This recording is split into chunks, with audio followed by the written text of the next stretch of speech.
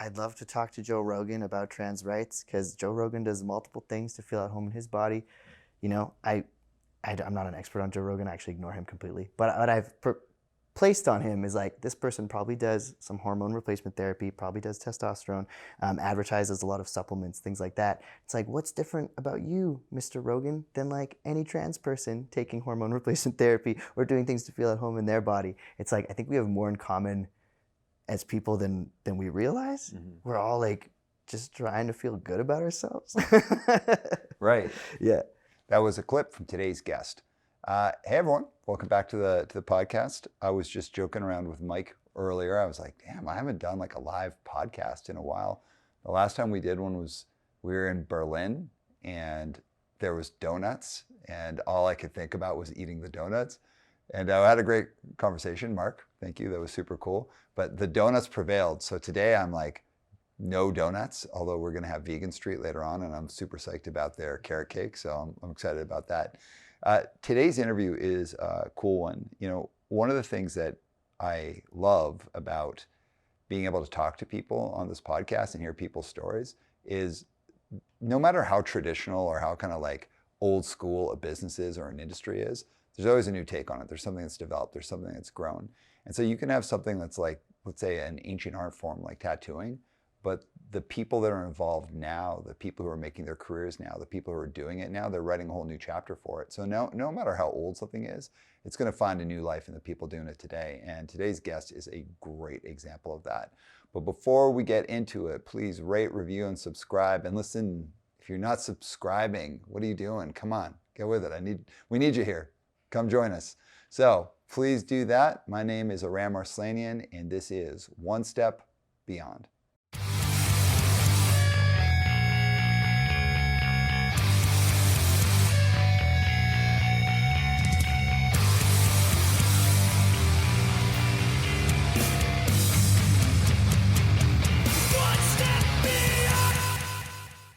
Mason, welcome to the show. Hello.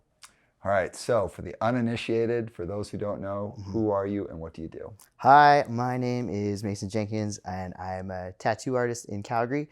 But I do lots of things, like I do comedy, and I'm a burlesque performer. I play in a band. I just love attention, you know? It's very clear. Well, yes. Here's some attention for you. Thank God, yes. And I'm also a transgender person, okay. Yeah, which I think is great. You can add like a little diversity bingo check mark, you know? Feels finally, good. Finally. Feels good. Finally. You've been doing great. Thank you. You've been doing great. Thank you. Well, so when we were saying we've been doing great, one of the things that we've gotten good, like useful feedback is it's like, oh, you have like a lot of straight white men on the show. And that was kind of like early on, we were getting that feedback and it was like, okay, great. Yeah, you're right. You know what's hard? Just randomly asking people to be on your podcast and they're like, who are you? Totally. It's very hard. And like when you're talking about things like leadership positions, like you're looking at the problems of society and you see that, yeah, it's a lot of straight cisgender white dudes in positions of power because that's how society works. And then the tricky part is when you start asking like marginalized folks to do these things, you're like, like we have to do like an exchange of power here, right? Where you're like, oh, maybe we're not in a position to like, maybe we don't have the corporate sponsorships where you're like, I'd love to give this person thousands of dollars to be on the show. But you're like, I can't. So it's tricky, right? Like literally perfectly said. Yeah. When we ask someone to be on the show, I don't want them to ever feel that we're just asking them so that like that we're not interested in them. You're tokenizing them. Yeah, right? we're tokenizing them. Yeah, totally. So there's this like, you have to, and I think it's a good practice. You have to earn people's trust to want to be on the show. Totally. So that we can get to a place of greater representation. All of this to say, thank you for being on the show. I'm so happy to be here. And yeah, I just love attention, so I am happy to be here. Well, and also thanks to people who are giving us feedback. We want the show to be a great show, and it takes a lot of different feedback to get there. So appreciate it you having me. And tokenizing, that would be like if you had someone on this show who's like a disabled black trans woman and then you didn't let her talk, that'd be tokenizing. But if she's here and you just listen, then you're doing great. Thank you. Said by me, a white man. That's, check mark of approval. We're getting there. All right, where do you want to start? What's the thing that you're most interested in talking about first? Well, I did listen to my coworker's Sebastian Murray at Blackbird Electric, and I think he talked great lengths about the tattooing industry. So, like, do you want to talk about burlesque a bit? Yeah. Okay. I know nothing. Let's do this. Well, I have to tell you, like, burlesque has literally 0% ever been discussed on this show. So Perfect. let's hit it. Let's hit it. I don't even know if I understand what burlesque is. Well, it can connect to tattooing. Maybe we can do both. But it's this idea of like you're sharing your body as art, right? And when you all have like sweet tattoos, isn't that kind of the same thing? Yeah. You know? I guess it's like this reclaiming our bodies, owning our bodies, being proud of our bodies. Maybe not doing things to our bodies in ways that like, you know, puritanical people would be like giving us the thumbs up. Because I was raised like super Christian, Catholic, conservative, deep Calgary South, right? And so things like taking off your clothes for money and getting tattoos, not on the hopes and dreams vision board, right? But we are able to do things that make us feel at home in our bodies, or at least for some people. It's not for everybody, but isn't that like a cool thing? Very cool. Yeah. So what is burlesque? Oh man, see, this is where I'm like, I don't know. My partner is an amazing burlesque performer, and I've learned so much from her, and she knows the history, like the decolonization of burlesque, anti-racism in burlesque, all this stuff. And I'm just like, man, I just love taking off my clothes. So for me, now I can speak from my own personal place, right? No one can be upset at me for being like, hey, he's talking about his own experience. For me, as a transgender person, I think about my body as like something that I've put a lot of time and effort into feeling at home in. So I'm like, if I've had all these surgeries funded by the government, taxpayers, then I have to report back, right? Like I am now public art. So of course I should take off my clothes for people because they've invested in me, right? That's a cool way of looking at it. No, I appreciate that. You want to see your taxpayer money at work, you know? And I think that's a beautiful thing. What would a burlesque performance that you would do, like, I know, I guess it's like take off your clothes, but like what would differentiate it from like a stripper experience? Totally, yeah. So I have friends that are strippers, and they very much tell anyone in the burlesque community, stop saying that you're strippers because you're not. And I'm like, got it, great, good. So I can't speak to that experience too much. But for burlesque, I can even maybe speak to it more as like, what's the difference between like drag and burlesque? Because there's like drag-lesque where like drag performers will take off their clothes. Burlesque is more specifically about performing to music, taking off your clothes in a creative way.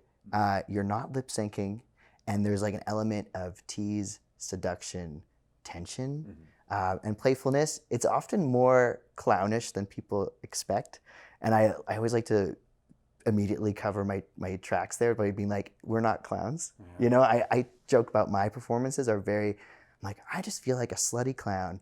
And then people get worried because people are scared of clowns, which totally fine. Yeah, I'm like, I don't look like a clown, but there's like an element of like gag and playfulness, satire often, which I think is really fun for people. Yeah. Yeah. It's interesting you said like kind of the clownish aspect. I had always thought burlesque was a little bit adjacent to comedy, except with like more of a sexual tension involved with it. Yeah. Give people what they want, right? Well, to any burlesque Puritans here, I have no idea what I'm talking about. Same. So, all right, so how long have you been doing that? It's been two years now. Yeah. Now, did you get into that just simply as like, oh, you know, with my partner having fun with it? Or was there more of a like, hey, this is about like really feeling like at home in my body and like putting my body in display as a part of kind of like reclaiming that part of myself? I think it all kind of happened together in this beautiful way. As a transgender person, I've been in relationships with women where I never felt like I was quite exactly what they wanted as a trans person. And that might have been completely in my own head. But it wasn't until I met like my partner and my fiance, her burlesque performer name is Bellissima. I haven't felt like wanted and desired as myself authentically by like another individual before, and actually like believing them and like trusting them when they're like, I think you're attractive and hot. I'm like, I think I believe you. I think I do. Cool. So that kind of stepping into my own comfort in my body, but then also having this desire to push trans bodies into public more. There's another amazing performer, Carla Marks, in the city. She's a transgender woman, and seeing her do burlesque, I was like, yeah, I would also like to do this. So Carla Marks and her partner, Bitch Sassity, these are great burlesque performers in the city. They were doing like some coaching. They wanted to come up with like a magical Michaels group called the Jock Strips. And I was like, you gotta let me into this. And I totally weaseled my way in. Initially, I was not on the draft pick, but I was like, I'll design your logo. I'm gonna do all this. You just gotta let me try.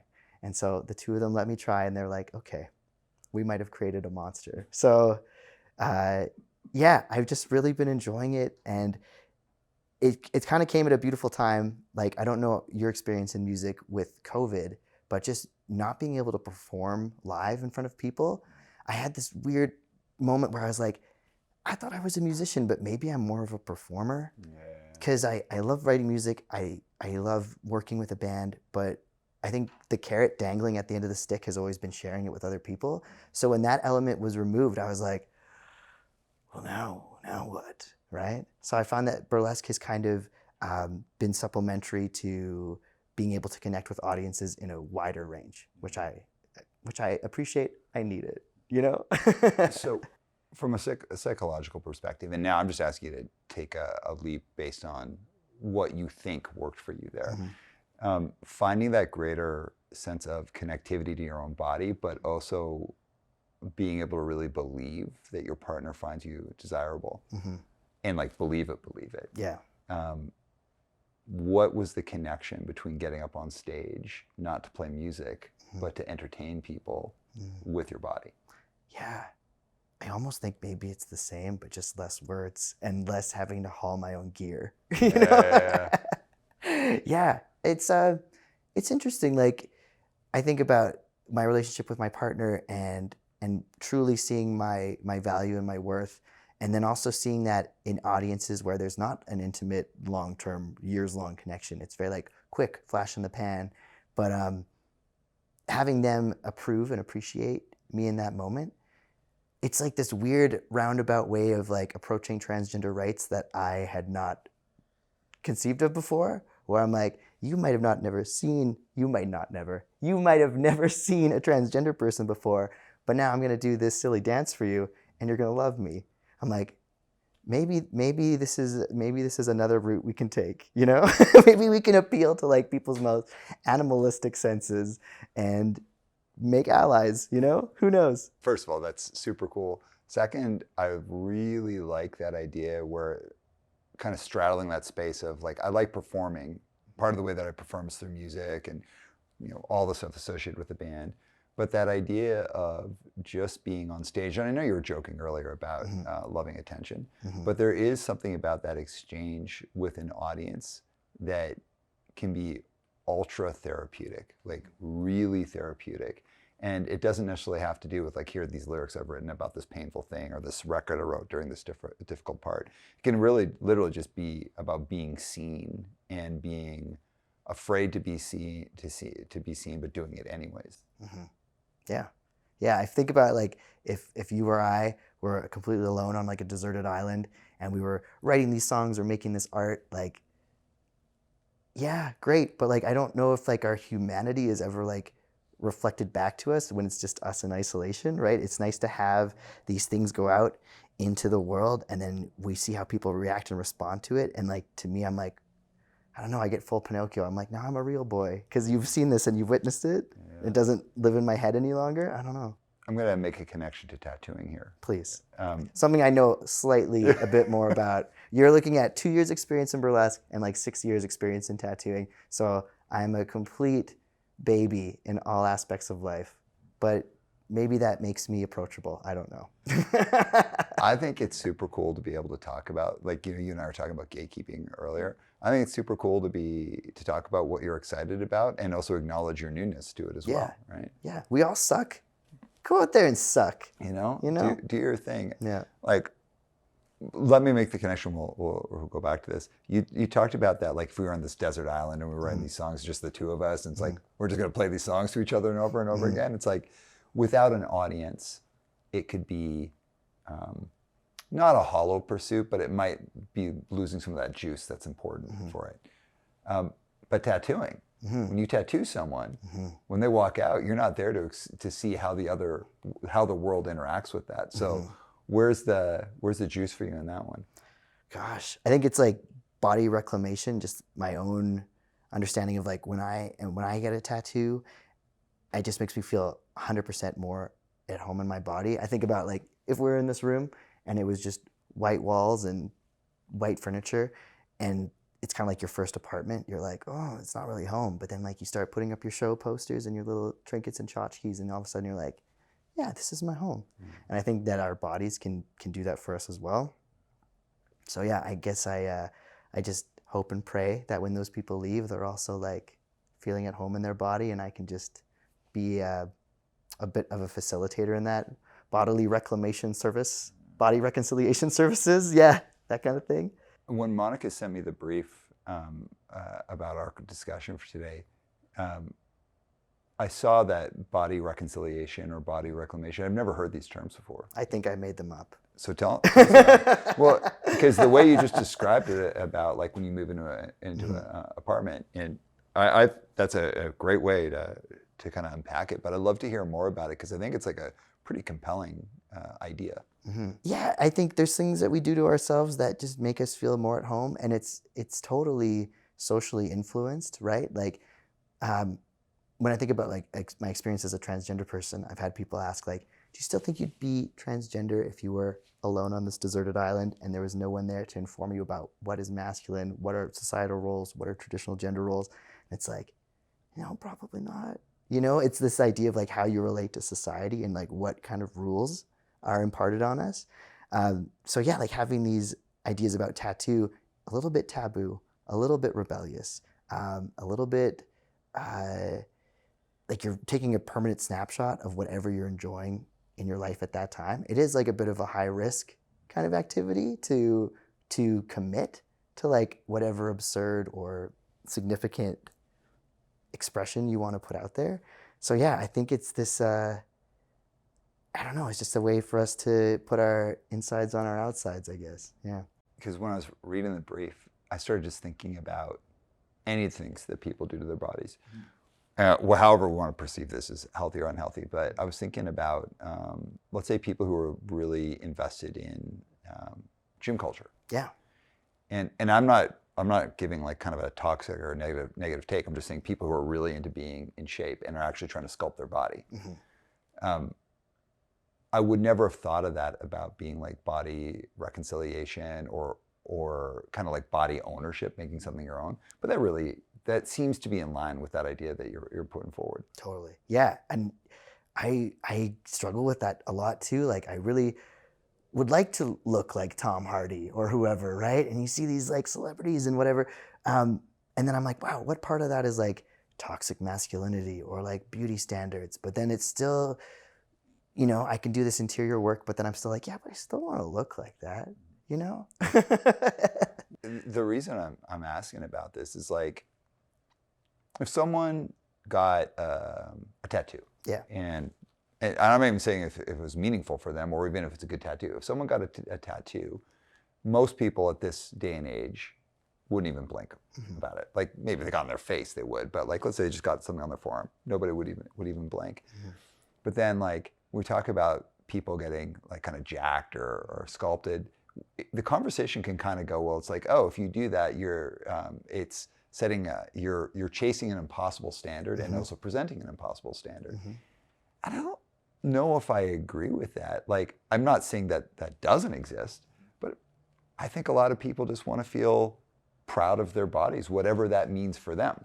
Absolutely. And one of the things I like a lot, and I was saying this to Carrie earlier today, I was like, I love the internet in so many ways because it exposes you to so many ideas. And I hate the internet for the exact same reason. Yeah. Like, I think I was really compelled when I read this in the brief because it's like that idea of reconciling with our body or kind of claiming your body I went down this whole rabbit hole of thought where I was like, yeah, I guess when you're born, you're not even thinking about your body. It's just like this thing that you're moving around Yeah. in. Meat sack. Right. Yeah.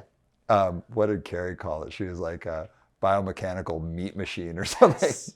What a beautiful brain my Totally. boss has. Yes. But the way I started thinking about it more was like, at some point I became aware of my body and the things I like about it and the things I don't. And I think a lot of my life has been like reconciling how I feel about those things. And, I come from a place of privilege where I'm, a white male. I have had very little challenges with the general reconciliation about it. But like the way I look, like having like a big nose, being bald, like these things. And if I struggle with those things, I can only imagine the different challenges people have. So this isn't a like, let's pin on the right way of looking at it. It's just more like when I thought of that, I was like, I guess a lot of people are just trying to make a connection with their body to make it feel like theirs, even though it is theirs because they're in it. Yeah. And there's all these like weird rules that like we can socially construct, right? Like your words, not mine. You described yourself as having a big nose. I think your nose is very handsome. I got a big nose. I think your nose is very handsome. Oh, thank you. But yeah, like we could manipulate society so that like your nose becomes the ideal standard of beauty, And it's like, yeah, that just kind of blows your mind when you're like, money's not real, time's not real. Noses, at least like hierarchy of noses, not real. Yeah. It brings me to a thing that I've thought about, like basically like everything is nothing. Like there's everything is everything. Like if one thing matters, everything matters. But kind of in a lot of ways, a lot of things don't matter. Almost nothing matters. And it's just kind of where society decides to draw standards of beauties or morals or what's right or wrong or how one thing or versus another thing is defined. So it's like, again, why I love the internet, it's like you get exposed to so much stuff. But then what I don't like about the internet is so many people are like, and this is the truth. It's like, I don't know if we could be saying what the truth is. Nothing's real. Like gym bros, as you were kind of mentioning before, like they're chasing like this beauty standard that they've created in their minds. And it's this reclamation of their body. And it's maybe not always what people would say is like healthy. It is like a bit of like, are gym bros participating in third wave feminism where like we have, Dolly Parton comes out with augmented breasts and everyone's like, shame, shame, shame. But then people are like, wait, this is feminism, right? Third wave feminism is happening. So it's like, gym bros, are they part of this third wave feminist movement that they're not aware of, where they're reaching for these beauty standards that we might not think of as healthy or safe? It's very interesting. Discussing it from like this is an interesting conversation, let's get into it, versus like, now let's figure out who's right and who's wrong and who's good and bad. It's like, I don't know. That's like, I understand why conversation goes there, because it's like, it's the same reason, if you and I look up in the sky and we see clouds, very likely, very quickly, we're going to try and create structure out of those clouds, like create an image. Human beings are drawn to structure and like familiarity and defining things. So defining things along an axis of like good versus bad is totally understandable. We love it. We love it. We love it. It's so like good and bad is such a tough thing where you could be like, well, this is inarguably bad. Yeah, I could say it's inarguably bad in like a vast majority of cases. And I bet you if you and I sat down and looked at something and really looked at it, we could find some culture or some group or something where that thing is actually valued and works for them. And then we would be putting our judgment on that group of people that could be right or it could be wrong. It gets real easy if you're like arguing on the internet, and it gets much more complex incredibly quickly if you're having a real conversation. I'd love to talk to Joe Rogan about trans rights, because Joe Rogan does multiple things to feel at home in his body. I'm not an expert on Joe Rogan. I actually ignore him completely. But what I've placed on him is like, this person probably does some hormone replacement therapy, probably does testosterone, advertises a lot of supplements, things like that. It's like, what's different about you, Mr. Rogan, than like any trans person taking hormone replacement therapy or doing things to feel at home in their body? It's like, I think we have more in common as people than we realize. We're all like just trying to feel good about ourselves. Right. Yeah. But what you just said there is counter the narrative. And no, I don't want to say in generalities, but it's often counter the narrative where it's like, well, this is good, this is bad. So let's say someone who's a big Joe Rogan fan might be, well, that's okay because of the X. and this is why that's different and bad because of why. It's like, I don't know. I think we're getting in the spaces where we're like constantly parceling out what's good and who's good and bad based on like 3-minute conversations. It's really difficult, and that's why like a longer format podcast like this one. Why I do that, because I actually want to have real conversations with people. Your willingness to talk about all this stuff is really cool, by the way. Good. I mean, I definitely am making a lot of assumptions because, I don't listen or watch Joe Rogan. I'm just putting this on him. Just my knowledge from Fear Factor from grade 6. That's all I'm applying here. you know a little bit about. He does. He promotes nutritional stuff. He like does whatever stuff for his body. So you know enough to have like just the most surface level conversation. I think he plays a character that tries to appeal to like young lost men, which is a group of people that tend to lean more transphobic for reasons I don't quite understand, when we're really like all doing the same shit. Can I ask you a question that's not intended to argue against that? All good. If anyone gets on any platform, aren't they courting some audience? Absolutely. Yes. Yeah, we're all playing a character, aren't we? Isn't that a scary thing to think about? Well, I'd say like when I'm when I'm working with clients, I feel a lot different than when I'm just sitting around bullshitting with friends. Like I step into that role because clients need me to show up a certain way. And I become ineffective with clients when I get too casual with them, and I let them in too much, and I start becoming too buddy with them. So I have to draw a line. But when I'm hanging out with my friends, I'm like a totally different person. If I'm hanging out with my wife and our daughters, I'm a totally different person. Not totally, but there's different aspects of me. Yeah. And then when I'm on the podcast, I'm way more tucked in. Like and even though like afterwards we'll edit this and all that, I'm trying to be thoughtful of giving space, having the right conversations, adding in my opinions. So whoever it is, if you're getting up on a platform like a podcast or a band or burlesque or whatever it is, there's going to be different levels of kind of playing to an audience. Yeah, totally. It's interesting to see like music culture versus like burlesque culture, because initially with burlesque community, I thought, oh, these are just going to be like cheerleaders with like really good vintage music taste. They're mostly lesbian nerds, which is fantastic news for me. Probably my favorite subculture, right? And I just didn't know until like you got to know these people, right? And then like, music people, they tend to be like a bit more social, wanting to party. Whereas I find that the burlesque community, they just want to like play board games. It's very strange, but I love it. Since you mentioned music, tell us about your band. The Corey Hotline. We are a 3-piece from Calgary, Alberta. We play like, I'd call it like celebratory garage rock. We have 2 records out, Please Hold and Dream Phone, all very phone pun based. And we're on all the streaming services, so feel free to listen and make whatever judgments that you would like to make. Now that's like, you gave me like a very universal, like, tell me about the band now. Yeah, okay. So the band, it's very queer. So I front the band by playing guitar and singing. And then the only reason I say that I front the band, quote unquote, I like to think it's pretty even Stevens. I've been in it the longest. I think it's been like 8 years. Whereas Kat, our drummer, she's been in it, I think now like 3 or 4 years, and then her sister Shan joined. So it's 2 siblings and me, which I think is so fun because you get this really cool sibling dynamic that I'm kind of a outsider of, but they work so well together, and they have just such a cool way of approaching music because they know more than me, and I just like to see and hear what they come up with. It's really cool. So songwriting, who does that? I do it, but I've been slacking off because I've been busy taking off my clothes for money. So that will get you. You know how it is? It's tricky, right? Because as a band, now you're a more accomplished musician than I am, but for where I am in music, often nights we're, maybe finishing at like midnight, we're taking all of our gear, we're splitting like $100, and it's like, wow, okay, I made $30, and that'll cover my food and my drink for the night, and I'm gonna go to bed very tired. Whereas like in the burlesque community, you do one song, you didn't write it. I didn't write any of the songs that I stripped to because that would be a level of narcissism that I am not comfortable with.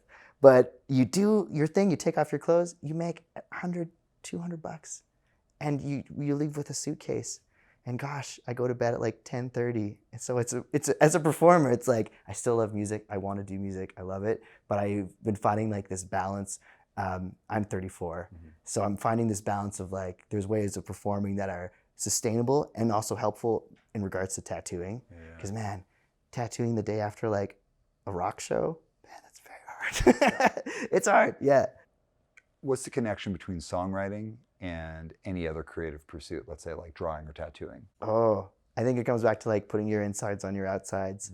I got to do a great songwriting course with Basha Bulat, and she talked about like authenticity. If you find something that you genuinely think is true and you put it into a song, you'll have that feeling of like alignment that feels so good. And maybe you've noticed this with songs that you've written in the past where you're like, oh, some of it starts to feel wibbly wobbly because your perspective on things is totally changed. And it's funny when you like see those things that just kind of fall out of what feels good for you. Yeah. So like, yeah, that quest for authenticity and trying to like find that truth that hopefully other people can connect with. I think that's like what's beautiful about songwriting. Can I share something with you about my songwriting? Yeah. I am not at all experiencing writer's block. I'm experiencing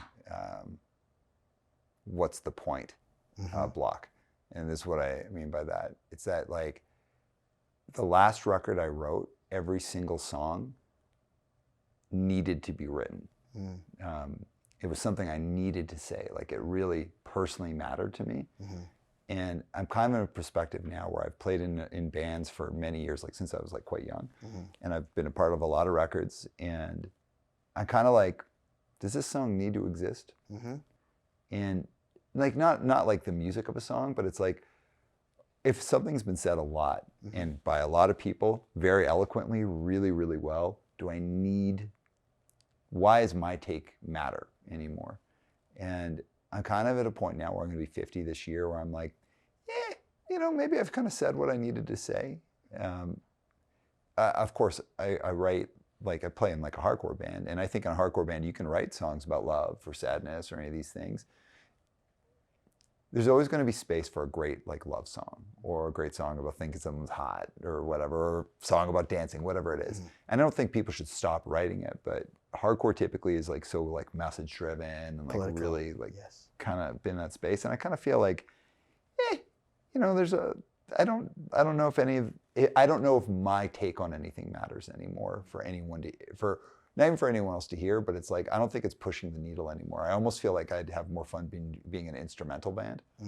The last record I wrote was after I went through an extremely difficult period in my life. And like every single song, I was like, if I don't write this song, like a part of me is not going to be okay. Yeah. And I don't have that anymore. You got too happy. It happened to me too. So that happened? Yeah, I'm way too happy now. I have to like manufacture trauma to try to get even to those places. So I think I'm gonna, hopefully I do more songwriting, but I think I'm gonna do lots of time traveling when I do this songwriting. But not in a way that feels weird. Cause when you like listen to a new Blink-182 song and they're still talking about high school and it comes across very unsettling. I'm hoping to do some time traveling in a way that like I can frame it where people know that I'm not pretending to be 16, but I'm just maybe working through some things,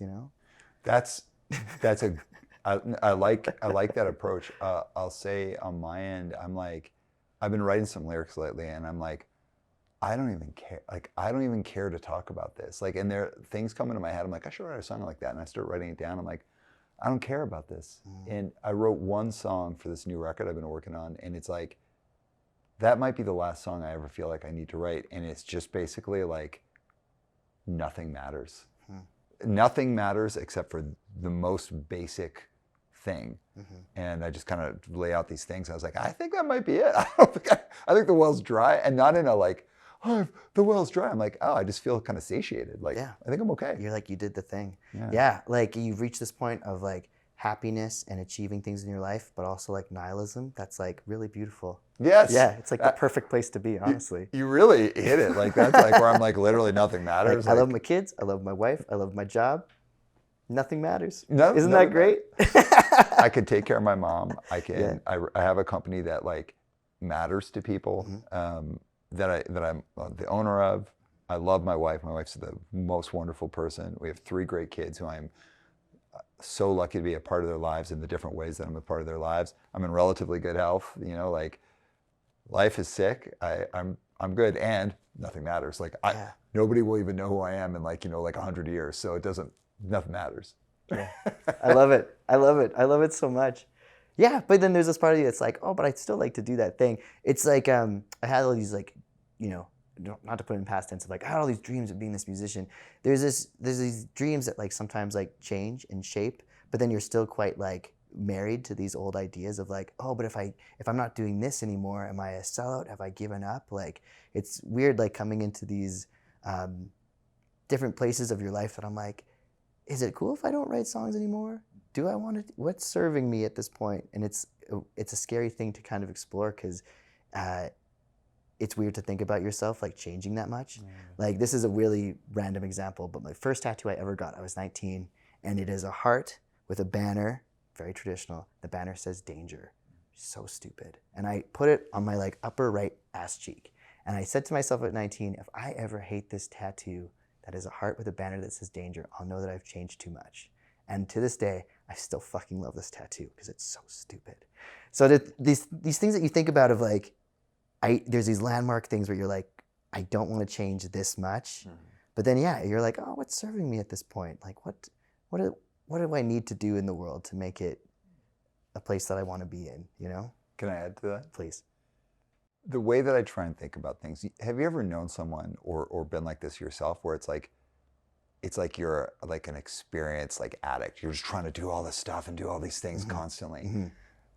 There's that side of things, but the other side is like you've got too few experiences, but you just keep trying to drink from the same well. I'm a little bit more of the second, where it's like I've drank from the same very small sources like over, and I've drank deep, and I've been very fortunate in being able to do a lot of cool stuff. But it's like I guess I'm where I'm trying to be mindful of is like, at what point in the things that you do to express yourself do you say, maybe I'm just doing this because it's where I've had some level of success, and so it's comfortable and easy to do that. And if expressing myself is so important to me, maybe I try other forms of expression. Yeah, it might be time for you to start taking off your clothes for money. This is where I'm. This is where you're going. This is the big announcement, actually. I'm so happy to be part of it, and I can't wait. I've been thinking about it a lot. We just did a tour, which was super fun. Everyone in the band that I play with is like the best, and the other band we were touring with are the best. Like, I just had so much fun. My wife's with me. It was great. And I left that tour kind of thinking, what if I just tried painting, which I'm terrible, like can't like draw or anything. What if I just tried doing that to express myself, knowing that I suck at painting and knowing that nobody would care to see my paintings? Could my ego handle this? And how much of this is just an ego trip? And is this well serving me anymore? Am I still getting my thirst quenched from this, my thirst to express myself?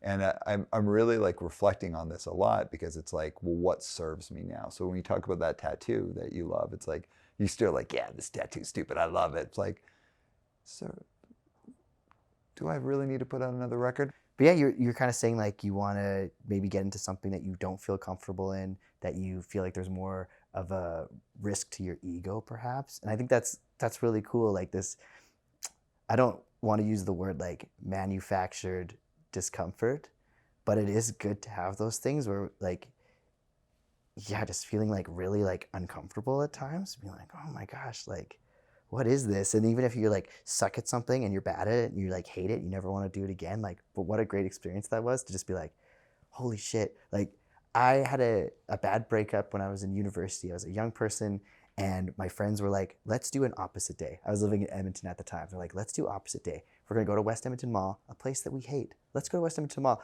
We're going to go to Jungle Gyms. We're going to get like weird fishbowl cocktails, things that we would never do. And then we're going to go to the gun range and we're going to fire a gun. And I was like, let's do this. And it was great to like do those things, because it was just like so fun to just be a different person. And then to shoot a gun, I don't know if it was like before or after the drinks. I think after. No, before. I would like to say that we were ethical about this and we were very cautious. But yeah, firing a gun, worst experience of my life. Terrible. Would not recommend. Too loud. Very scary. Do not like. But yeah, just to do something so out of like what I would normally do. Yeah. it's a nice little kind of way to shake yourself up and realize that maybe, who am I? This concept of self, right? I've had other times where like depths of depression, had a amazing friend take me up on a hike on Crescent Heights where you can see all the city. And she's like, do you see everybody? Do you see all the buildings and everybody? Nobody gives a fuck about you. And I was like, that's the best thing I've ever heard. And just sobbing tears of happiness, knowing how many people didn't give a shit about me. Incredible. Such a good feeling at times, right? It is, again, why the internet is so amazing. Mm-hmm. And why it's so terrible is like people getting into that main character syndrome where it's like, listen, and I know we use that term to kind of make fun of people, but I think it's like really easy to fall into that thinking, especially if you're out facing, like you're putting content out into the world, internet or not. Around that, finding discomfort. So when I'm working with clients and they're talking about being in a really long-term stressful situation. So like say a business is downsizing or they've got some big thing going on or COVID, like anything like that, where people are stressed out. There's this thing called the long-term stress response. Do you mind if I get into this? I love this kind of stuff. So long-term stress response is kind of the backup system for people who get in when they're under enormous prolonged stress. Mm-hmm. And all of us have it. We all have it to different degrees, different sensitivities to it. But if you're in a situation that is stressful beyond 6 weeks, this thing usually kicks in and has 3 phases. The first phase is the alarm phase, and it's dominated by your fight or flight, so your sympathetic nervous system. The second phase is called the resistance phase, and that's where you really like tuck in and you can work longer hours. It's when your psychology's gone, okay, this isn't going away, so I need to like steel myself for it. You can work longer hours, you can focus longer, you can collaborate better, you can problem solve more, you can like wake up and be ready to go.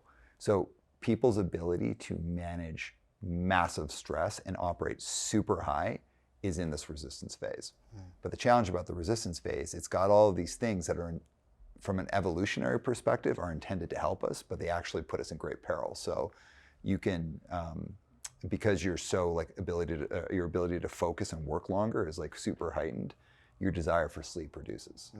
And so you tend to sleep shorter hours, but you also have disturbed sleep because your mind fabricates what I call short circuit thinking, where it creates a problem that can't be solved by thinking. And it's what gets you out of bed. So it's all trying to trick you to work longer, to eat less or to eat more, so to carb load or to preserve things. And there's all of these other tricks. Does this sound familiar from? Yeah, oh yeah. So often when I encourage people, because the third stage is exhaustion of this thing, and it's when we have, the tricks of that system have caused us to overwork so much that we can't regulate ourselves. And becoming exhausted, when you cross over that threshold into exhaustion, it doesn't mean something terrible is going to happen. It's just your performance starts to dip. But somewhere along the spectrum of exhaustion comes severe burnout. And severe burnout is a mental health event. And so you could be exhausted, and imagine walking through a misty field. And you can see straight ahead, but you can't see your feet. Severe exhaustion or severe burnout lays within that space of exhaustion. And for some people, it's right after the border of crossing into exhaustion. But for other people, you can be exhausted for a long period of time. But for everybody, severe burnout is out there waiting. So once you hit a severe burnout, it's like a total sharp, unexpected drop, and you're experiencing a mental health event. What I encourage people to do is, if you're in the resistance phase and you're really like, this stress is going to last a long time, you got to focus on what I call the 3Ds. So the first is discipline. Discipline, I simply mean, is that if you think of the quadrants of life and like self-care, it's what I call the pillars of self-care. It's going to be exercise, diet, sleep, and social. And so exercise, I don't mean people like go out and try and get buff. It just means have an appropriate amount of exercise. Diet doesn't mean go on a diet. It's the opposite of that. Just eat a balanced diet with whole foods regularly. Sleep, you got to sleep at least 7 hours a night. And then social, all human beings need around an hour of social engagement a week. And you can split that up across the week however you want, but they need about an hour. You got to have that discipline of having your self-care routine taken care of. The next is distraction. In distraction, the way I refer to it is like the junk food of the mind or the health food of the mind. you need an hour of distraction a day. So whether that's binge watching Love is Blind Yeah. or reading a book about philosophy, Mm-hmm. you need to have that. But the last one, and it goes to what you're saying. Sorry, this is a long explanation. I'm to get loving to the it. point. Love it. The last is disruption. So it's discipline, distraction, disruption. What the point of disruption is when you get super stressed or you get too much on like autopilot in your life, your perspective shrinks. And so if you and I were on a mountaintop and I was looking at like this beautiful 360 view and you were looking at the exact same view, but you had one eye closed and you were looking through like a cardboard tube, we'd be in the same place, but having radically different experiences. Totally. One of us would have full perspective and the other one would have ultra limited perspective. The more stressed out we are, the more tight our view gets. And so that thing your friend did for you, which is like take you up on a walk where there's a view and they said literally nobody here cares about you, it's forced perspective. Love it. Yeah. Your friend was taking away that cardboard tube and throwing it out. When I was talking about like, I've been playing in bands for all these years and it's like how I express myself, but it's like, I express myself in such a limited way now because it's not limited. Actually, let me reverse that. Routine, beautiful. That I don't know if the benefit that I get from or the joy or the thing that I draw from it is as beneficial as it once was. Where if I tried something else, it's disruption. I'm doing something that's radically different. And I'm not doing it to like, now I'm going to make myself uncomfortable. But more so, it's like, if I want to express myself in a way that's really going to fill up my cup, I should try and get good at something that I'm not already good at and I haven't already had success in. And that's that whole idea of disruption, not just in times of stress, but in life is I believe is an important way of maintaining proper perspective about like the world around you.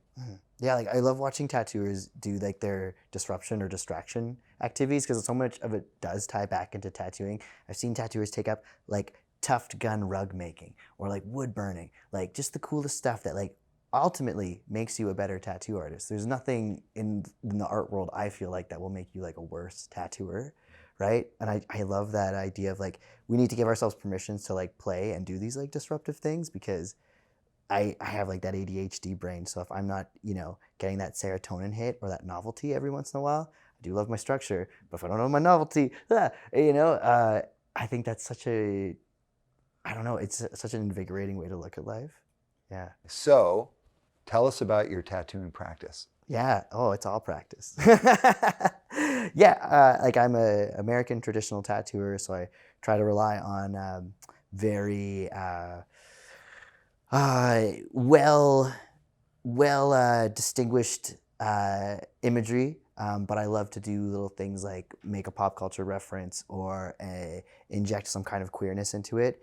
I love thinking about how like these hardcore old traditional tattooers would absolutely hate me, and that just fuels me. I just I love it. They'd be so mad about the stuff I like to do with their thick lines and tons of black. Well, like give me an example. Like what do you do that would drive someone crazy? Gosh, yeah. Well, this has been done by many people before, so I'm not claiming this to be novel in any kind of way, and I think I've only scraped the surfaces of it. But even the concept of like a pinup boy versus like these pinup girls, pinup men, just kind of like queering the experience. I find it's funny to flip it on its side. We have so much. I joke about like catcalling men is just gender equity. I'm not actually saying to do that. Like we can't harass people. People shouldn't sink to other people's levels, but it is like equitable, right? And even like when there's consensual objectification happening to me within like a burlesque practice, I'm like, this is equity in practice. Women should have the opportunity to objectify men, right? And even for gay men, like if they're trying to get a tattoo of like a pinup lad or whatnot, I think that's a beautiful thing, Yeah. So what was your first exposure to tattooing? Like what's your first recollection of being like, oh, that's what a tattoo is? Yeah, no one in my family has tattoos at all. So I think it was just seeing other people and just being like fascinated by it. I was just very much a bit of like a black sheep in my family. I was just drawn to things that were quite alternative from like what my Catholic suburban family had within their scope. So yeah, tattooing, I think just the fact that it was a bit taboo instantly attracted me. Actually, Sebastian Murray, who was on the show, we were looking at old photos of each other from high school and we were like having a laugh. Because yeah, it's what trans people do. And yeah, I was like, Sebastian, look at this photo. I'm wearing a Miami Ink t-shirt, you know, like as like a 16-year-old, you know, just being like, Without having any idea you're going to be a tattooer. yeah, you know, hoping and praying, thinking that would be a great thing. And yeah, it was funny like having those TV shows, because nowadays people are like, oh, did you catch Ink Master? I haven't watched a single episode in my life. I would rather watch Drag Race. I don't know what that says about me. But yeah, like these kind of sensationalized reality TV scopes of tattooing I found really interesting. Yeah, I guess that would have been like my first kind of look into that world, I suppose. It's so funny that Miami Ink, and not just for you, like I've heard this from like people of that age that would have, Yeah. so I was in like 20 or maybe in my 30s when that was on. And so I viewed it through a like, oh, isn't this interesting? Like this thing that I've been getting done to me for years is kind of getting a little bit of mainstream acceptance. Totally. And all that stuff. And then when LA Ink came out, my friend Dan, shout out to Dan Smith, love you. Dan was on the show and it's like, oh, not only is it like getting kind of mainstream, but like a punk hardcore person there, a straight edge person's on there. That's like amazing. And then it's like all of these different shows. It's like, that's so weird. Like it's cool, it's fine. But what I love like now is like when I was talking to Sebastian or you, how it's like a reference point for you of like what brought you into it on some degree, which is like, that's pretty cool. You can't be what you can't see. Representation matters, even if it's a weird reality TV show from like the early aughts, you know? I've never had a negative opinion of those shows at all. I was like, it's cool, you know, like give people a chance to learn. Okay, but what was the journey from being like Miami Ink t-shirt wearing person to actually getting in the industry? Yeah, my mentor is Steve Peace, who's a very well-known tattooer in Canada. He runs like the tattoo shows for all of Alberta with like Edmonton and Calgary. I shouldn't say all of Alberta. Obviously, Alberta's bigger than Edmonton and Calgary. But the two main cultural hubs, he runs the tattoo shows for them. And he does more of like a realistic way of tattooing.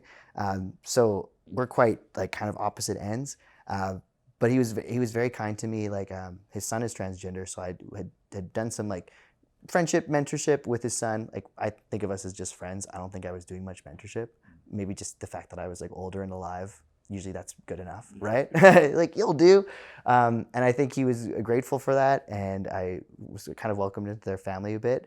And yeah, he was willing to show me how to tattoo. So thank God for Steve Peace is all I have to say. I should put it on a t-shirt. Thank God for Steve. Yeah. That's awesome. Yeah.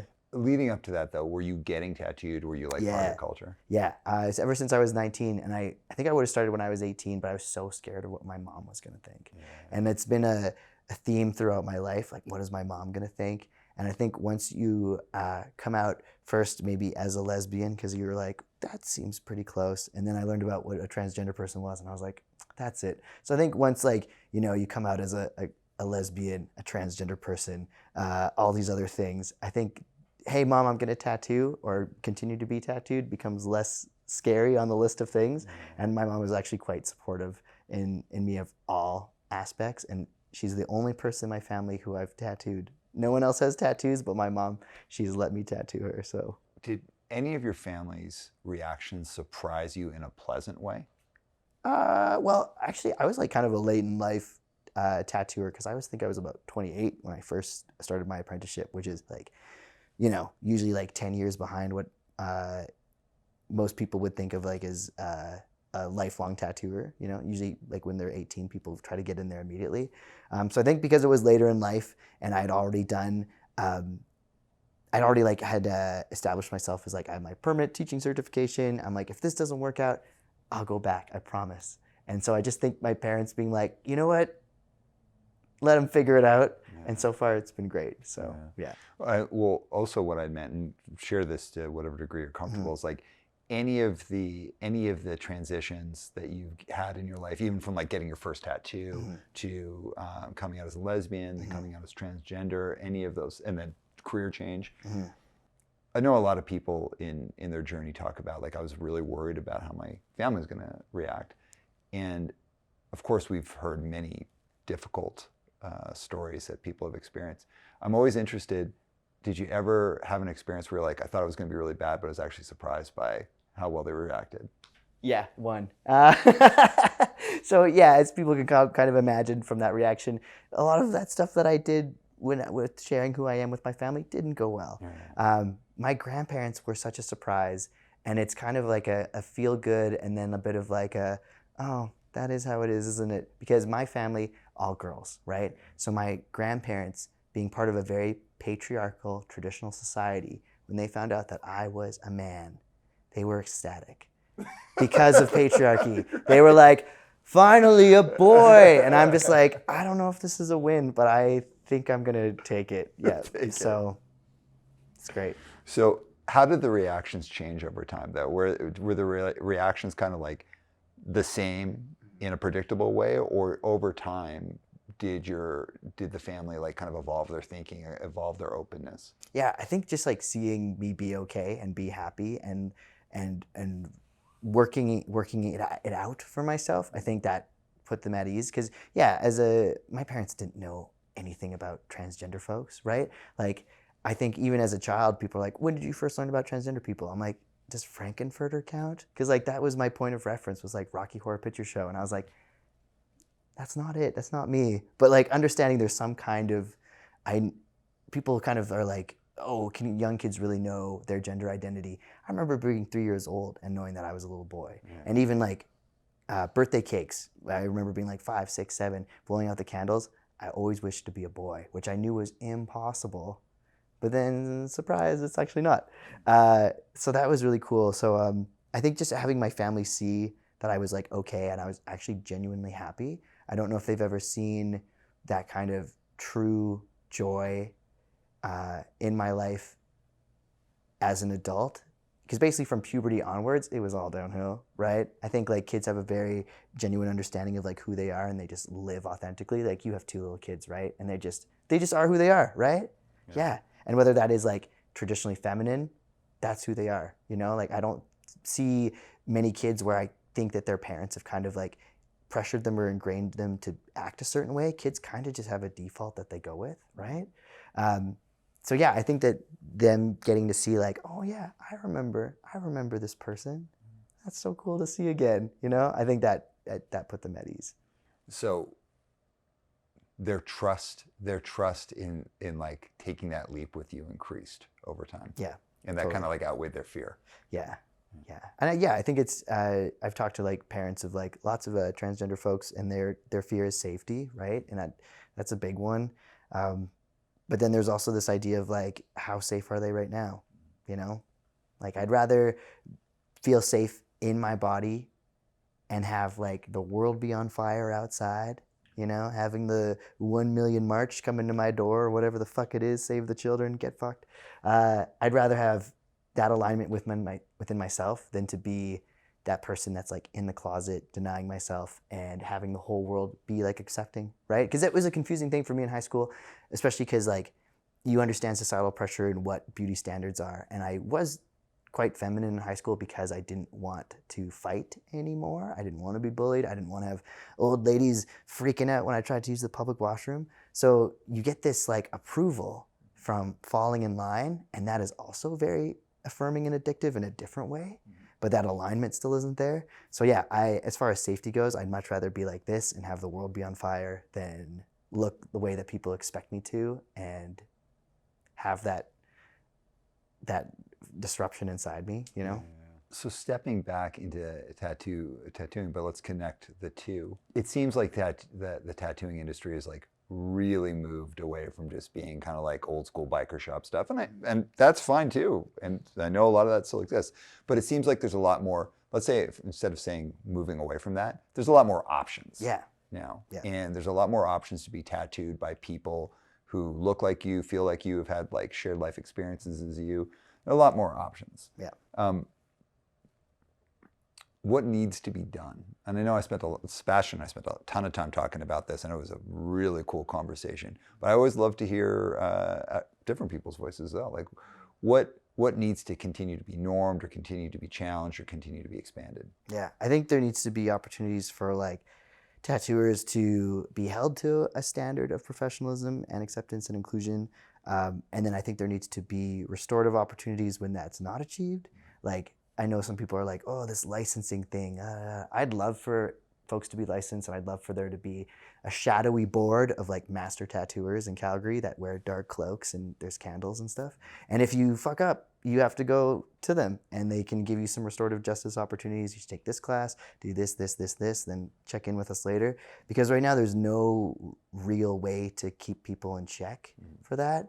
And I've had this dream forever of having this organization, and I'd love to like hire educators that can like talk about racism in tattooing or accessibility in tattooing or whatever. And then like have tattooers like bring $20 and then they listen to this person talk for an hour and that $20 goes directly to them and we say, see you next month, you know? Have I followed through on this dream? No. But the more I say it out loud, the more people are gonna be like, you gotta do it. So yeah, I would love to see more of like a community aspect of holding ourselves to a higher level, right? Yeah. What you said about that kind of becoming more of a regulated entity. Yeah. As you and I were talking about earlier, coaching is not regulated. And I came from something that had a higher level of regulation, which was therapy. However, when I first became a therapist, it was not regulated. Like when I was in early in my career, it's like any well-wishing person basically could be like, I'm a therapist. And the way you presented yourself would be like, counselor or clinical counselor, therapist. Like there's different like kind of designations or way of talking about it. But you'd find these people doing some like really, really sensitive work that really didn't have the training or the education or the expertise. And there's a few different results from that. Some people, I remember this person I worked with at my last therapy job was probably the best therapist I ever worked for. Worked with. I've never learned more from one person. Zero education. No lived experience, was just someone who wanted to help people. Unbelievable therapist, incredible, and was kind of grandfathered in just due to how long they've been in the field. And I also work with people who have like education like out the ass, who are the worst, literally the worst, and probably causing harm. Yeah. So like around like regulated stuff, I like that coaching isn't regulated in a lot of ways because it's like, it gives me a lot of freedom just to like build my company how I want to build it, operate how I want to operate. And I often feel it's like do the best work, be the best. You're going to get into the right positions. You're going to be able to help the most. And suck and be a weirdo and like don't do a good job. You won't be found out at first, but after a while you're going to be found out. So part of me likes that, but part of me doesn't like that. Part of me doesn't like or is not a fan of it not being regulated, because you get a lot of people who come in and cause a lot of harm and do a lot of stupid bullshit and like kind of give everyone a bad name. So like I'm kind of attracted to the regulated side of it, but then part of me is like, whoa. I love rules. I love rules. I love things to be measurable, you know? I do too. I'm actually quite rulesy. Monica like laughs at me a lot or jokes with me about this quite a bit, that I'm quite rulesy. I'm always hesitant. Who makes the rules and who enforces them? Exactly. That's where the problem comes in, right? But then also, who has the right connections and can skirt the rules? Yeah. Right? Just because there's rules doesn't mean there's gonna be bad actors. So yeah.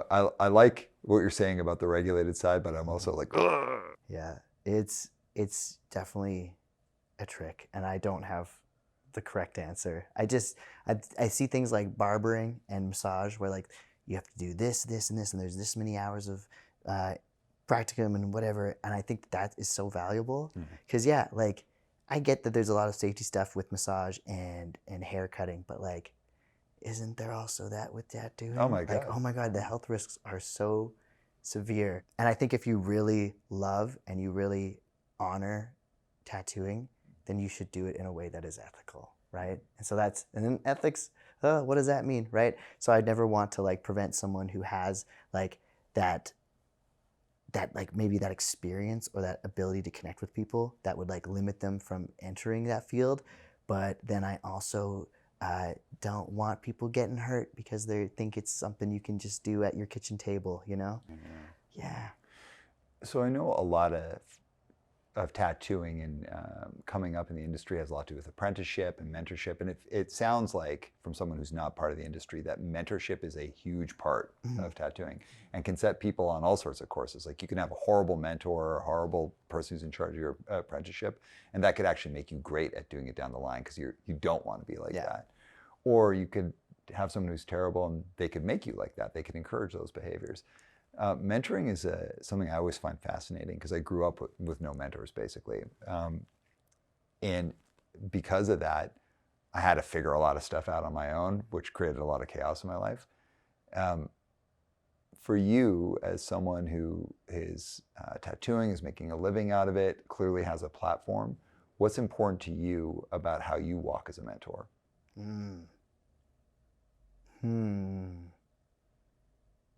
Yeah, I think we have to remember that these are people who have, if I have a client that I'm not quite seeing eye to eye on, I think about, okay, from the moment that that person like entered this world and I entered this world, how many things happened in the courses of our lives that were completely different, that would shape our perspectives completely, right? Sometimes I see people wanting to do things where I'm like, that's not very aesthetically pleasing, but also I'm not that person. So I'm able to like provide some of my own opinions or like offer some things. But at the end of the day, like if that person wants that infinity loop or whatever, or like that little like infinity heart symbol because they just feel like that is their authentic truth, then I am happy to do that for them, you know? Like it's so much ego of like tattooers will put on like, well, it's my art. But fuck, it's their body, you know? Like at the end of the day, I want to do an informed consent model where I'm like, if I do this small, it's gonna blur, it's gonna look like this. But if that person's like,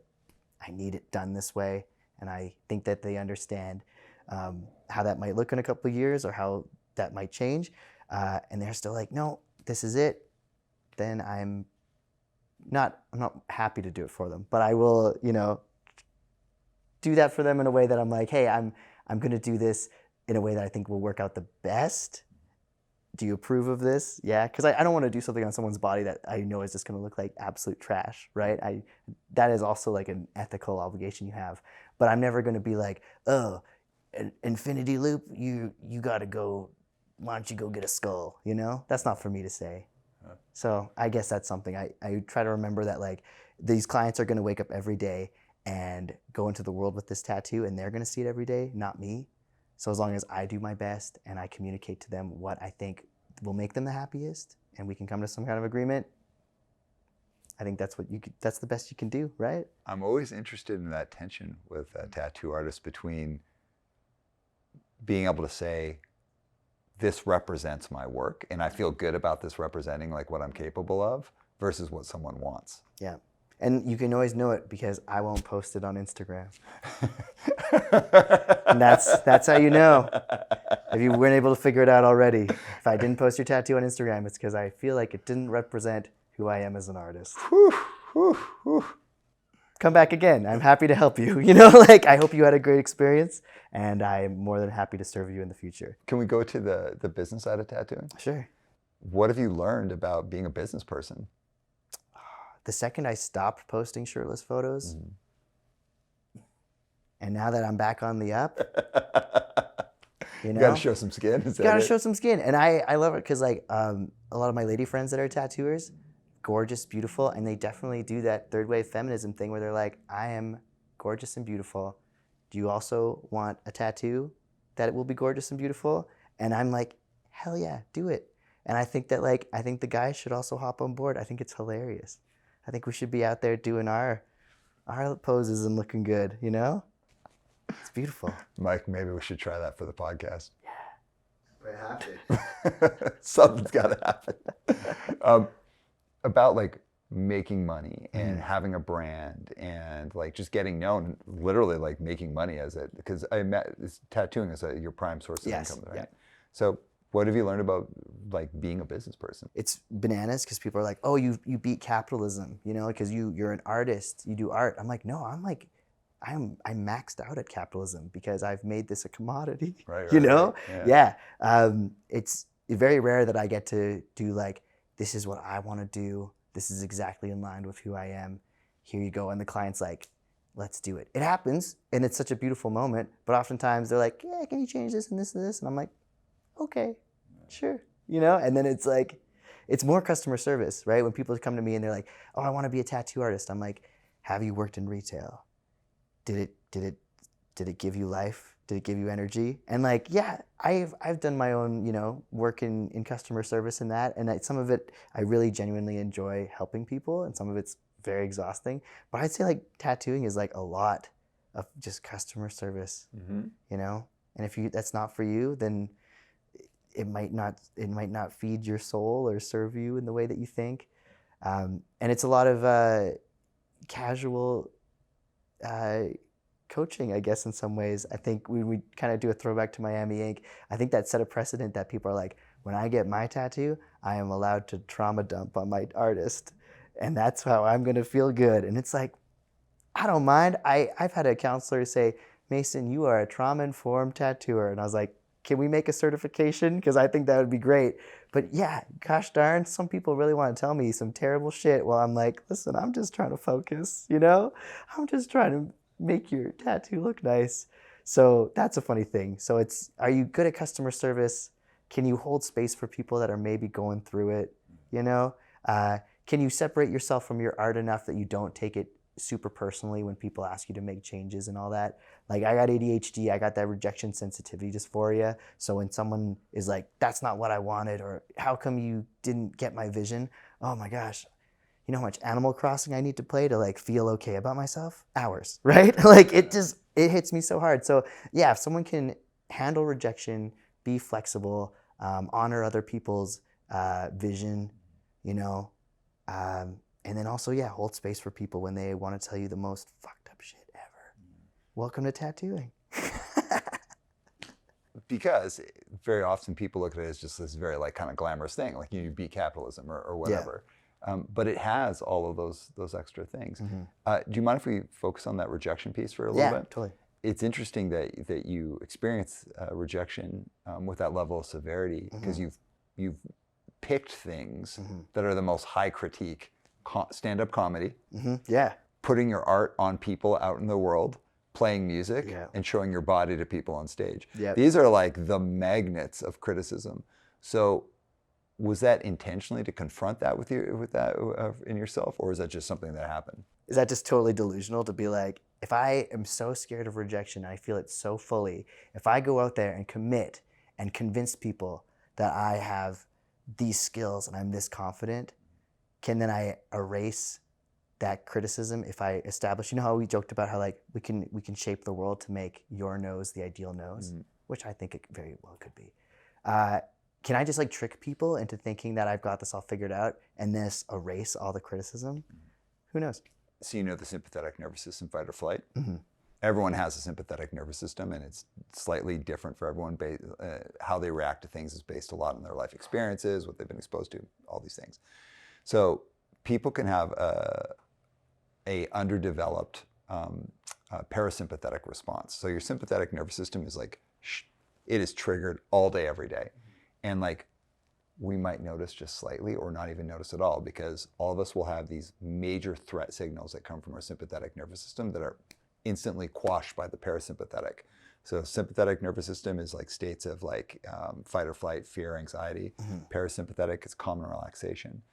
So when people have strong reactions, and they're kind of referred to as being like too sensitive or anything like that, it's usually a underdeveloped parasympathetic nervous system response, and that most people will experience the exact same feelings that they have. It's just that their parasympathetic nervous system steps in instantly and will take care of those feelings for them. And that's something I've always disliked about people being told they're too sensitive, because it's like, what a shitty thing to say to someone, and then, especially if they're sensitive. Well, totally. Like it's like you're just like doubling down on something. Like, I can't believe you have bad self-esteem. You're such a fucking idiot for having bad self-esteem. Right. God. I view when people have experiences like challenges around criticism, and them seeking out things that put them in those positions, it's them seeking to develop an underdeveloped parasympathetic response. I actually think it's like a healthy behavior. Because they're trying to, through exposure therapy, like build up that parasympathetic response. So I'm doing like a bit of exposure therapy by like doing all these activities. That's exactly it. Yeah. Like and it can go in a negative direction for people because they're not like doing the things they should to be. You can develop your parasympathetic response through exposure therapy and through like really working on it. So as an example, someone who has like a crazy reaction to spiders, well, doing enough exposure therapy, you're going to do that. So if you have a crazy reaction to rejection, really like challenging reaction to rejection, if you put yourselves in situations where you're going to do that, you're going to experience it, it can be really healthy. It doesn't mean it's going to feel good or you won't care, but the parasympathetic response is going to be stronger and it can help level out over time. Where it's challenging is people aren't thoughtful about how they do it. They get themselves into bad situations. They're just gonna drink about it. Don't do that. Totally. So a lot of people who are in the arts, I will only speak for musicians. I know a ton of musicians who are ultra sensitive, myself included. And there's a lot of validation seeking that happens. And like you put out a bad record, that's going to put you through the crucible. I'm not saying people should put out a bad record, but it puts you through the crucible of having to really experience that. And the validation seeking, I view that as people trying to develop the parasympathetic response in a certain way, but just going about it in a haphazard way. So I think it's really cool that you've done that. That you've been, you've kind of been exposing yourself in that way. And the wild thing is, like, once I learned about rejection sensitive dysphoria stuff, that made it so much smaller to me because I was like, oh, thank God this is a thing. Yeah. You know, that made it great. And then I learned a bit about like stoicism, about like asking yourself, will this matter in 5 hours, 5 days, 5 weeks, 5 months, all that. And like, God, that helps me chill out so much. So that's been good. Well, earlier you had mentioned how you like rules and you like structure. Yeah. Right? Yeah. So when you learn about something like that, it plays into that kind of thinking. And then that kind of thinking would be like, oh, this thing is just it's just another thing. Yeah. It's not something weird about me. It's a thing. Yeah. Which then helps a parasympathetic response because you like rules. That's part of the parasympathetic thing. Sorry, I'm not trying to analyze you there. But. I love it. This is free therapy. I'll take it because I live in Alberta.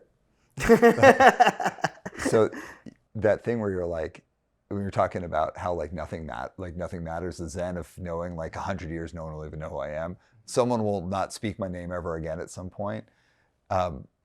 Whenever I have a strong reaction to rejection or fear or even something basic like not being liked or something, my way of dealing with that is like you'd said, will this matter in 5 minutes, 5 hours, 5 days? It's like, oh, no one's even gonna know who the hell I am in 75 years or 50 years or whatever it is. Absolutely. But that idea of using soothing techniques, the soothing techniques are just your parasympathetic nervous system stepping in. And it's just, for some people, it's not natural in all situations. And so you have to kind of hack the system by using affirming thoughts or things that create structure, will it matter in 5 minutes, 5 hours, 5 days. All of those things create parasympathetic responses. And I think the more that people norm with that idea, it's I can get used to almost any kind of level of strain and stress if I go into it with a mind of, I just have to learn how to adapt to norm to this so that I can stay relatively calm. Yeah, and I had problems with people not liking me, and then I realized that there's certain people that you don't want to like you, right? If you get blocked by some bigot on whatever platform, hallelujah, you know? So it's just, those tricks, I love it, yeah. All right, we're gonna go into the crucial 3, which is gonna be 3 escalatingly difficult questions. Sweet. They're gonna the last one's gonna be the hardest, but before we get to that, anything that you want to share, where can people find you online? Where can they find you? Where can they book with you? All of that kind of stuff. So anything you want to share here? Yeah, if you just want to go to Instagram, at TomboySelleck is my Instagram handle. It's also my burlesque name. And then from there, you can book for tattoos or whatever you're interested in. Perfect. Anything you want to hype up or give shout outs to? Thanks for having me on. And our shop is Blackbird Electric, so if you'd like to come down and say hi at Blackbird Electric, you are absolutely welcome to. Awesome. All right, you ready to go? Yeah, I'm ready. Okay. So what is one thing that you have learned about yourself that you wanted to change, that you didn't like about yourself? And it could be about how you are professionally, it could be something about just how you are when you're working, or it could be something personal. But some personal aspect about you that you wanted to change and you have been successful in changing. You're not still working on it. You've done it. I don't think anything that I've done can get a check mark box of completion. But when I did start transitioning, I realized that I was quite a misogynist. And I didn't pick up on it so much because when you're a queer woman, a lesbian, people don't pick up on misogyny, or at least not back in 2010. when I was doing that. Yeah, people.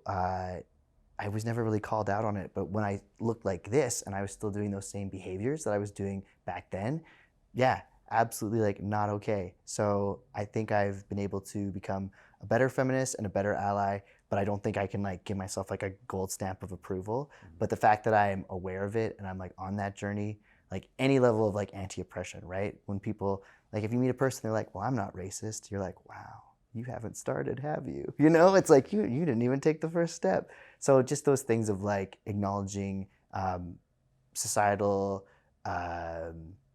biases that like live within me, and to try to challenge those or recognize them when they come up, and then try to behave differently. Yeah. Second question, what is one thing that you are working on about yourself that you have yet to achieve, that you're really putting some work into? The first question. I should have saved it, right?